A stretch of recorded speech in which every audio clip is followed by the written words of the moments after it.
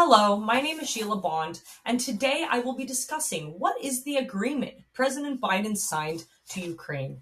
What are the details of this 10-year agreement? Well, I would like to propose three main questions today. These questions are financial commitment. What type of financial commitment are we looking at bringing? And what kind of money is that? How much is it? Where does it come from? Military commitment. What are our troops going to do in Ukraine? What sort of weapons are we going to commit? What does this mean for our military? Next, presidential commitment. Will this deal last through a new presidency? Well, let's take a look at what the experts say. Financial commitment is a very important question. And the first question I'm going to be posing is, how much money are we loaning to Ukraine? And does all this money need to be loaned? Well, let's take a look at the facts. 1. 19 billion is going to be used on military support. Next, 6 billion on training and weapons. 9 billion to replenish US weapons. 4 billion to purchase new military equipment from the US.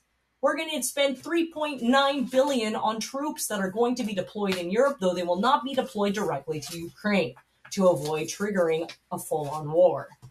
Well, we are also going to allocate 15 billion to humanitarian and economic aid, which I find to be very important, and I hope we beef up that number.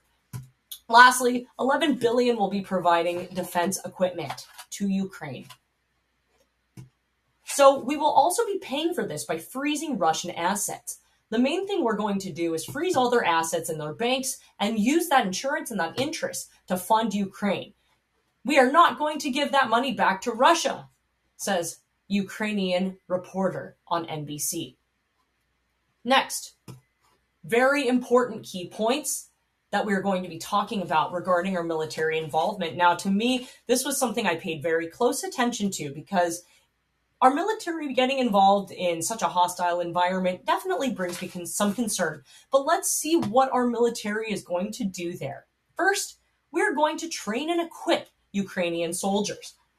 Next, we're going to improve their defenses by showing them current technologies such as drones, tanks, and formations that their military has not trained them in. The US is the premier military in the world. We're sharing some of our knowledge with them. Next, we're going to arm them with state-of-the-art weapons so that they can fight back with a fighting chance. Lastly, we're going to put them on the fast track to NATO. Now, this won't be easy and this won't happen overnight, but our goal is over the next 10 years to get them into NATO. Next, will this deal last? Will this deal last? If President Biden leaves office and say we get President Trump in the next term, is this deal bulletproof, this 10-year deal, or will it dissolve with the new presidency? Well, let's take a look at what the experts think. Director of European Affairs says if there's a Democratic administration and we get past Trump and MAGA, there will be some consistency in support for Ukraine. This Director of European Affairs, Lieutenant Colonel Alexander, used to work for President Trump, so if anyone knows his rhetoric, it would be him. Another quote I'd like to share is the security pact may not be as durable as Biden suggested. Its future most likely depends on the outcome of the president election. This is Peter Nichols, the senior White House correspondent in NBC. Well, to review what we learned today, first, money. Financial breakdown.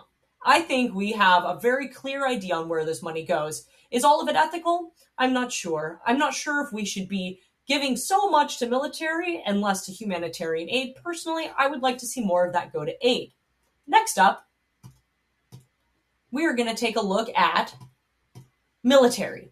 No boots on the ground in Ukraine. That brings me comfort. And I do agree with arming the forces and teaching them how to fight back, especially if they're an ally of ours. It is our duty as an ally. Hopefully, they will be there for us in the times that we need them, since we are so there for them. Lastly, will this 10 deal last? This 10-year deal may or may not last with the new presidency. I cannot say for sure, but the facts certainly point to it dissolving with a different mindset and with a different president. I believe this year is contingent on the next president taking on a similar rhetoric to Joe Biden. Thank you so much for watching my presentation. I hope you learned something today, and I hope you enjoyed it. Have a good evening.